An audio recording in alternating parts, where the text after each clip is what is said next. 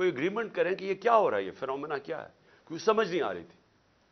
लेकिन इस गवर्नमेंट ने कोई इनको समझ नहीं थी करना क्या है, ना ही इनकी कोई तवज्जो थी वहां। इन्होंने जब जून में वहां से खदशा हुआ कि ये हो रहा है, ये क्या फिनोमेना है, क्योंकि बॉर्डर तो गवर्नमेंट के हाथ में नहीं है पख्तूनख्वा के, तो इनके अंदर कोई किसी को ना समझ थी, ना किसी का इंटरेस्ट था। अजीब अजीब सी इनकी मज़ाहिया स्टेटमेंट्स आई और वो इशू वहीं का वहीं रह गया। अब ये इशू आहिस्ता आहिस्ता बढ़ना था और अब जिधर ये पहुंच गया है, मुझे अब हुआ क्या, जब पुलिस पे जब ये अटैक हुआ मस्जिद के अंदर, तो अभी वो लोग, वो बेचारे जो, मैं फिर से आज सबके सामने, हम सबको तकलीफ है कि जो जिस तरह की हमने वो सीन्स देखे हैं और जिस तरह वो पुलिस वालों के ऊपर एक गुस्सा और एक गम तारी हुआ था, वो हमने देखा सबने। तो सवाल अभी ये पूछा जाए कि गवर्नर केपी ने अभी तो लोगों कब्रों में दफन भी नहीं किया, अभी तो लोग तकलीफ में हैं, अभी तो एनालिसिस ही नहीं हुआ कि ये हुआ क्या है। गवर्नर केपी खत लिख देता है कि जी इलेक्शन को डिले किया जाए, मुल्क सूबे का सूरत हाल ठीक नहीं है। अब मेरा ये सवाल है कि जो लोग ये अब समझ रहे हैं कि ये जो दहशतगर्दी बढ़ाई जा रही है और जो पहले से भी ये पीटीआई की गवर्नमेंट के खिलाफ है और ये इलेक्शंस को मुतासर कर रही है और ये इलेक्शंस डिले करने के लिए, तो गवर्नर ने तो खत से यही उसी तरफ लोगों को, जिसका नहीं भी सोचता वो उधर चली गई है। क्या ये अकल है कि जब तक आपने पूरी तरह देखा ही नहीं और पता ही नहीं आपको सिक्योरिटी सिचुएशन क्या है, सीधा बैठ के कह दिया कि इलेक्शन डिले करो। जो प्रो गवर्नमेंट के तज्जिया नगार हैं वो भी शुरू हो गए कि जी इलेक्शन डिले किया जाए। तो कुछ तो सोच लें कि लोगों के अंदर जिधर पहले ही खदशात है, एक ट्रस्ट डेफिसिट हुआ है केपी के अंदर, पख्तूनख्वा के लोगों को इत्मीनान चला गया है कि ये दहशतगर्दी है क्या। हम सब जानते हैं कि पीटीएम के क्या नारे हैं, और जब पहले से खदशे हैं तो ये गवर्नर स्टेटमेंट दे रहा है कि जनाब इलेक्शन डिले कर दे। तो मेरा सबसे बड़ा सवाल अब ये कि आज मैं इस गवर्नमेंट और इनके लोगों से पूछना चाहता हूं कि जो हमें जिम्मेदार ठहरा रहे हैं, मैं ये पूछना चाहता हूं कि मैं उसका तो जवाब दे सकता हूं जब हम इख्तिदार में थे। जब हम इख्तिदार में नहीं हैं, ये कहना कि क्योंकि उस दिन दौर में इन्होंने ये किया तो आज ये हो गया। सवाल ये है कि हमारे दौर में क्यों नहीं हुआ। 2013 से हमारी गवर्नमेंट थी पख्तूनख्वा, जो सबसे बड़ा सूबा जिधर तबाही मची। 2013 से 18 तक जरा दहशतगर्दी देख लें कि पख्तूनख्वा में कितनी हुई हमारे दौर में, और 2018 से अब तक हमारी जब गवर्नमेंट थी मार्च अप्रैल तक, मुझे यह बता दें कितनी दहशतगर्दी थी। तो आज हमें यह कहा जा रहा है कि जनाब वो क्योंकि उन्होंने पता नहीं क्या किया कि आज दहशतगर्दी बढ़ गई। ये बिल्कुल इसलिए इसी तरह है, जिसके ऊपर अभी मैं इसके बाद आऊंगा, कि जनाब इन्होंने पता नहीं आज जो माशी बुरहान आ गया और जो तबाही मच गई है पाकिस्तान में, जो लोगों की उम्मीद ही मुल्क से चली गई है, जो माशी हालात हैं, तो वो कह रहे हैं कि जी वो हमारी वजह से हुआ है। हम उसके जिम्मेदार हैं जो हमारे दौर में हुआ है। जब हम पावर में नहीं है, हमारे से क्यों जवाब पूछ रहे हैं। मैं आज फिर से मैं बार बार कहता रहूंगा, मुझे इनका पता था कि ये नाहल और करप्ट लोग, इन्होंने तो 30 साल हुकूमत की और मुल्क को यहां पहुंचाया है। और अब ये कहना कि ये जो जनरल बाजवा की सोच थी कि अब आके ये मुल्क ठीक कर देंगे, जो 17 साल में सबसे बेहतर पाकिस्तान की इकोनॉमिक परफॉर्मेंस थी, उस इकोनॉमिक परफॉर्मेंस के ऊपर रिजीम चेंज करके इनको ले आए। मैं बार बार जनरल बाजवा को कहता रहा और मैंने वाज़ेह तौर पे शौकत तरीन को भिजवाया। मैं इसलिए आपको कहूंगा कि हमें पता था ये क्या होना है। मैं इनको जानता हूं 30 साल से जो इन्होंने किया पाकिस्तान के साथ, ये जो कर्जे चढ़े हुए हैं जब से ये आए हैं, जरा देखें इन्होंने, ये अमीर होते जाते हैं, मुल्क मकरूज होता जाता है। तो इन्होंने मुल्क कैसे ठीक करना था। जो मुल्क को तबाही की तरफ लेके जाए वो मुल्क ठीक कैसे कर सकता है। इनके ये जो नून लीग की 99 ये गवर्नमेंट छोड़ के गए हैं, जरा देख लें कि क्या हाल था पाकिस्तान की माइशत का, और अब ये जो 2018 में छोड़ के गए तब देख लें क्या हाल था। तो अब इनको जब हमें हटा के इनको लेके आए, इन्होंने अब ठीक कर देना था मुल्क। चलती हुई माशत जो 17 साल में उसकी ग्रोथ रेट यानी जो इकॉनमी में दौलत में इजाफा हो रहा था 5.7 और 6%, आखिरी 2 सालों में कोरोना के बावजूद, कोरोना का भी मैं बार बार आपको इसलिए याद करवाऊंगा, ये दुनिया के अंदर इतना बड़ा सानिया सदी में एक दफा आता है, और देखेंगे पाकिस्तान कैसे निकला उसमें से, और फिर अपने लोगों को, माशत को, सबको बचा लिया, गरीबों को बचा लिया। और हम जब वहां से जब इसको बताया जनरल बाजवा को कि ये ना कामयाब होने दें, और इसलिए कामयाब ना होने दें क्योंकि ये नहीं संभाल सकेंगे, और वही हुआ। जैसे ही आए मुल्क नीचे जाना शुरू हो गया। मुझे बताएं कौन सा इतना बड़ा अजाब आया था, क्या चेंज आया कि दहशतगर्दी भी आसमानों में चली गई और ये माशत भी जमीन पर चली गई? कौन सा चेंज आया था?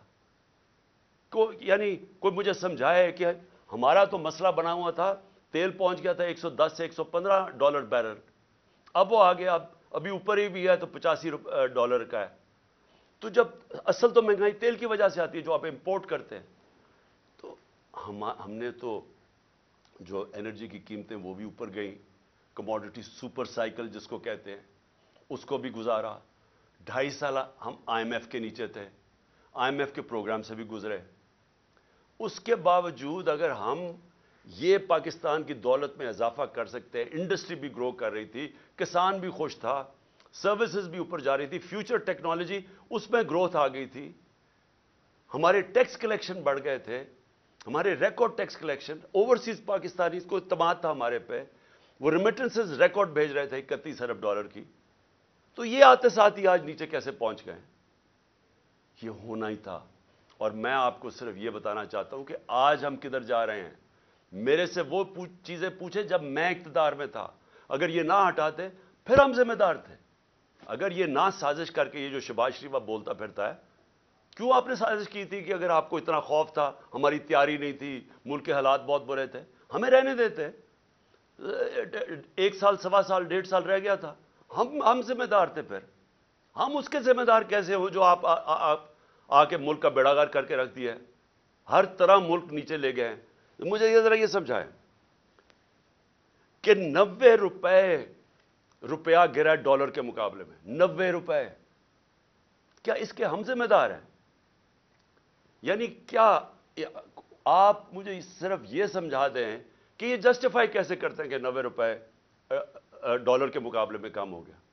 90 रुपए पाकिस्तान की दौलत, लोगों के पैसे के अंदर कमी आ गई है। यानी जब आप डॉलर ऊपर जाता है तो आपके रुपए की जब कीमत नीचे जाती है तो आपकी खरीदार की कीमत नीचे चली जाती है। उससे जो चीज़ आप बाहर से इंपोर्ट करते हैं वो सब महंगी हो जाती हैं। और इसका जब असर आएगा, जब 90 रुपए आप गिराते हैं, आप गिरता है आपकी नाअहली की वजह से, इसका अब असर किधर आ रहा है? हर शोबे पे इसका असर आ रहा है। सबसे पहले महंगाई। आज लोगों का सबसे बड़ा मसला महंगाई बन चुका है। लोग, तनख्वाहदार लोग आज सोचते हैं कि उनकी तनख्वाह में कैसे गुजारा होगा, और अभी पूरी महंगाई आई नहीं है। अभी तो असर, ये जो आखिरी 35 रुपए गिरे हैं, अभी इसका असर नहीं आया। अभी तो जो पेट्रोल और तेल की कीमतें बढ़ी हैं, जो इन्होंने पेट्रोल और डीजल बढ़ाया है 35 रुपए लीटर, अभी ये और बढ़ना है, क्योंकि जो रुपया गिरा है इसका अभी आपको असर आएगा, क्योंकि जो बाहर से चीजें महंगी होंगी। और ये कैसे मुझे बता सकते हैं कि 16 अरब डॉलर के रिजर्व छोड़ के गए थे, आज 3 अरब डॉलर के तकरीबन रह गए? तो क्या इसकी 9 महीने में ये हुआ है? तो फिर से मैं कहता हूं, कौन सी क़यामत आई थी कि मुल्क को यहां पहुंचा दिया? और मैं अवाम को बताना चाहता हूं कि अभी जो महंगाई है हमारे दौर में, जो कि अवाम को, लोगों को इफेक्ट करती है, उसे कहते हैं सेंसिटिव प्राइस इंडेक्स। खाने पीने की चीजें जो घरों में, आपकी किचन में, आपको जो आम लोग, जो सफेद पोश, जो तनख्वाहदार, जिसको लोअर मिडिल क्लास कहते हैं, जो मजदूर हैं, उनको सबसे ज्यादा इफेक्ट करती है, जिसको कहते हैं SPI, सेंसिटिव प्राइस इंडेक्स। हमारे दौर में 16% थी, آج وہ پہنچ گئی ہے تقریباً 40%، اور یہ رکنے نہیں لگی، کیونکہ ابھی اس کا پورا اثر آیا نہیں ہے جو روپیہ ہمارا اتنی تیزی سے گرا ہے۔ اس کا مطلب چیزیں جب اور مہنگی ہوتی جائیں گی، یہ لوگوں کے لیے اور مہنگائی بڑھتی جائے گی۔ اس کے بعد یہ صرف یہ تیل اور ڈیزل نہیں بڑھا، اور اس کا بھی اثر آئے گا۔ گیس بڑھنے والی ہے، بجلی بڑھنے والی ہے، بجلی یہ دگنی کر چکے ہیں، ہمارے جانے کے بعد دگنی، اس سے زیادہ بڑھنے والی ہے۔ اور جو ہمارے قرضے ہیں، 9 مہینے میں ہمارے قرضے کتنے بڑھے ہیں؟ 10,000 ارب روپیہ، 10 ٹریلین روپے ہمارے قرضے بڑھ چکے ہیں جب سے یہ آئے۔ اور انہوں نے کیا کیا؟ ایک کارنامہ کیا، اپنے سارے کرپشن کے کیسز ختم کر دیے۔ عوام کا انہوں نے جو حال کیا وہ آپ سب کے سامنے ہے۔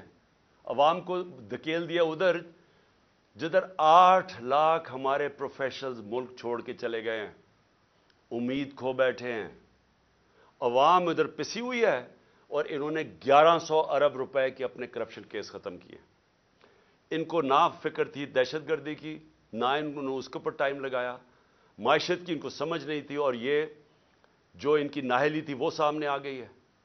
اور اپنا صرف جدر کامیابی سے جس کام کے لیے آئے تھے، اپنے سارے کرپشن کے کیس ختم کر دیے، جس کو ہم NRO-2 کہتے ہیں۔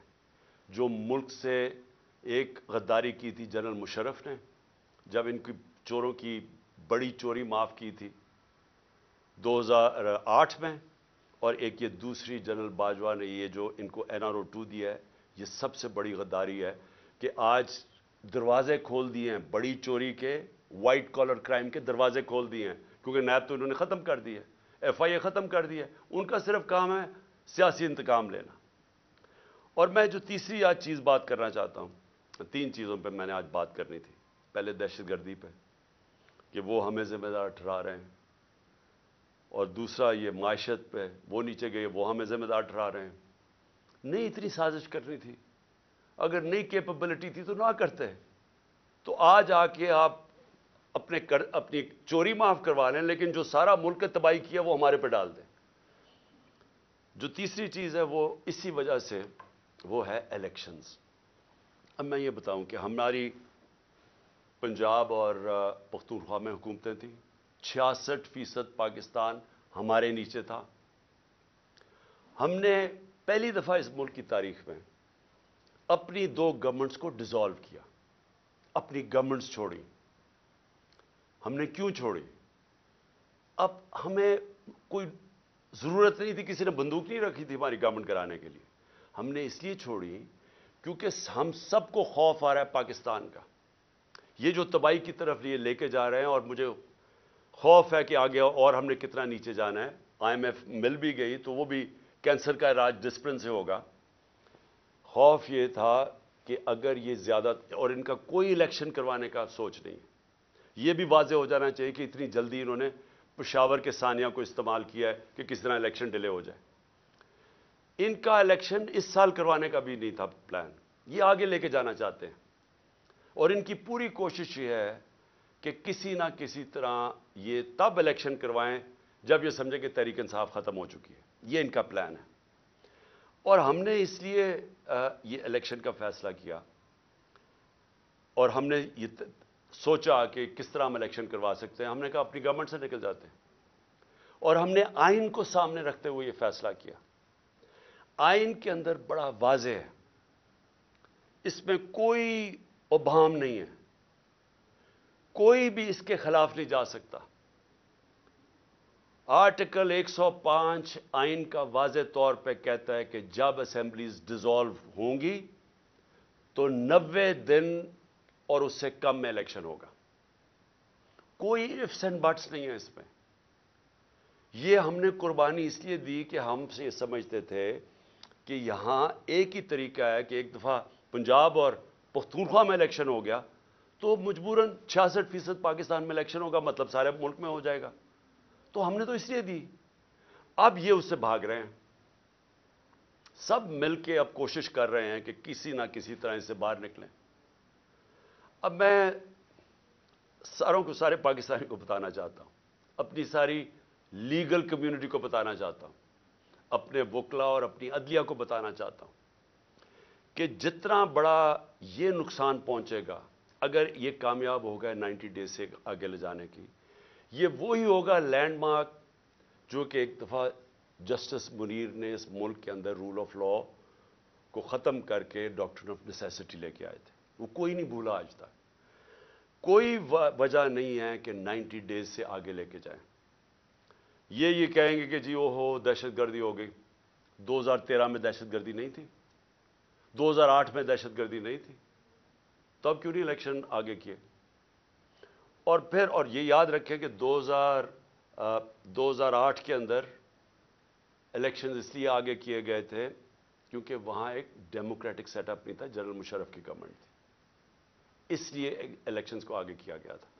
تو یہ جو پلان کر رہے ہیں کہ جی کسی طرح اس کی آڑ لے کے دہشت گردی کی الیکشن آگے کریں گے، اس سے بڑا ظلم اس ملک میں نہیں ہوگا، کیونکہ اس کا مطلب کہ وہ سیٹ اپ صرف اس لیے رہ جائے گا، وہ ڈرا صرف ایک راستے میں ہے کہ کہیں عمران خان اور پی ٹی آئی نہ جیت جائے۔ اور وہ انہوں نے کیا کہ آئین کی وائلیشنز تو بھی شروع کر دی ہیں۔ سب سے پہلے تو ایک جو آرٹیکل 105 ہے، گورنر نے کیوں نہیں اناؤنس کی ڈیٹ ابھی تک؟ یہ ڈائریکٹ آئین کی وائلیشن ہے۔ جو بھی 90 ڈیز سے آگے لے کے جائے گا اس کے اوپر آرٹیکل 6 لگے گا۔ اور دوسری چیز جو انہوں نے کیئر ٹیکر گورنمنٹس بنائی ہیں، یہ بالکل پاکستان کے آئین کی وائلیشن ہے۔ آئین نے صرف کیئر ٹیکر گورنمنٹ کا سیٹ اپ اس لیے ہونا تھا کہ وہ غیر جانبدار ہوں گے، امپارشل ہوں گے، تاکہ اس غیر جانبدار سیٹ اپ ہی صرف ملک میں صاف اور شفاف الیکشن کروائیں گے۔ یہ مقصد تھا اس کا۔ ہو کیا رہا ہے اب؟ وہ حکومتیں آ گئی ہیں پختونخوا میں اور یہاں پنجاب میں، جو یہی نہیں کہ وہ صرف غیر جانبدار نہیں ہیں، وہ سخت ہمارے خلاف ہیں۔ ابھی سے سارے قدم اٹھانے شروع ہو گئے ہیں جو کہ یہ شہباز شریف کی حکومت بھی نہ تھوڑا سوچ سمجھ کے کرتی، کیونکہ جلدی میں ہے۔ ابھی سے ہمارے اوپر کیسز قدم جو فواد چودھری سے انہوں نے کیا، اور فواد چودھری سے کیوں کیا؟ فواد چودھری کا یہ بتانے کی کوشش کر رہے ہیں کہ ہم اس طرح آپ کو ذلیل کریں گے، ہتھکڑیاں۔ وہ کوئی دہشت گرد تھا، اس کے منہ پر کپڑا ڈال کے لے کے آ رہے ہیں، اس کو کمرے میں یعنی اتنی سردی کے اندر اس کو کمرے میں زمین پہ اس کو سلوا رہے ہیں وہاں۔ کون سا جرم کیا اس نے؟ اعظم سواتی سے پہلے یہ کیا، شہباز گل سے پہلے یہ کیا۔ یہ لوگوں کو ڈرا رہے ہیں کہ یہ ہم کر دیں گے آپ کے، تاکہ آپ چپ کر کے کسی نہ کسی طرح ہاتھ کھڑے کر کے تو ان نون لیگ کو الیکشن جیتتے جائیں۔ اور تب تک یہ نہیں کریں گے جب تک یہ سمجھیں گے کہ انہوں نے یہ کیئر ٹیکر لے کے اس لیے آئے ہیں، ہمارے اوپر تشدد کریں، کیسز کریں، جیلوں میں ڈالیں، ڈرائیں دھمکائیں، ایف آئی آرز کریں، کرپشن کیسز کریں۔ پرویز الہی کے گھر پولیس بھیج دی کل، کتنی گاڑیاں چلے گئی وہاں اس کے اوپر۔ ہمارے وہ ورکرز کے ان کو پولیس بلا کے ہراساں کرنا شروع ہو گئی ہے کہ تمہارے کیسز کریں گے، ان کو ٹیلی فون کر رہے ہیں۔ تو کیا یہ کیئر ٹیکر کرتی ہے؟ کیا پاکستان کی تاریخ میں کبھی کیئر ٹیکر نے ایسی حرکتیں کی ہیں؟ میری جے آئی ٹی، اب ذرا یہ سن لیں، میری جو جے آئی ٹی بنائی ہوئی ہے جو میرے اوپر قاتلانہ ہمراہ ہوا، یہ سوچیں کہ وہ ابھی نوٹیفائڈ ہے، پنجاب گورنمنٹ نے نوٹیفائی کی ہوئی ہے وہ جے آئی ٹی، اس کو آتے ساتھ ہی سارے اس کو نان فنکشنل کر دیا، اس کے ریکارڈ سیل کر دیے۔ کس چیز کا خوف ہے؟ پہلے وہ 2 ڈی پی او گجرات اور یہ جو سی ٹی ڈی کا ایس ایس پی تھا، وہ کوپریٹ، وہ ہمارے نیچے آفیسرز کام کر رہے ہیں، وہ پنجاب گورنمنٹ کی بنائی ہوئی جے آئی ٹی سے وہ کہتے جی ہم جواب دے نہیں ہیں۔ ان کو کہا فون پکڑائیں جنہوں نے آپ نے ویڈیوز بنائی ہوئی ہیں، نہیں جی ہم نہیں دیتے۔ انہیں کہا جے آئی ٹی کے سامنے ہم نہیں آتے۔ کون ان کے پیچھے ہے؟ کون اتنا طاقتور ہے کہ پنجاب پولیس اتنی کانفیڈنٹ ہو جائے، اتنا اس کو اعتماد ہو کہ ان کے پاس کوئی طاقتور ان کے فورسز ہے کہ ایکس پرائم منسٹر بڑی پارٹی کا ہیڈ اپنی ایف آئی آر نہ کٹوا سکے اپنے صوبے میں؟ اور پھر جن کو خوف ہے، وہ جو طاقتور لوگ جن کو خوف ہے کہ کوئی چیزیں نہ سامنے آ جائیں جے آئی ٹی کی، وہ سارے طاقتور لوگ پوری کوشش کریں سیبوٹاج کرنے کی۔ لیکن سیبوٹاج کرنے سے پہلے کیا چیزیں سامنے آ گئی ہیں؟ پہلے میں یہ ذرا آپ کو دو چیزیں بتا دوں کہ پہلے تو 16 دسمبر کو جے آئی ٹی نے جو فورینسک رپورٹ دی تھی عدالت میں، اس میں کیا چیز آئی؟ 2 شوٹر تھے. انہوں نے یہ اسٹیبلش کر دیا کہ دو بندوق والے تھے جنہوں نے گولیاں چلائی. وہ 16 دسمبر کی آ گئی.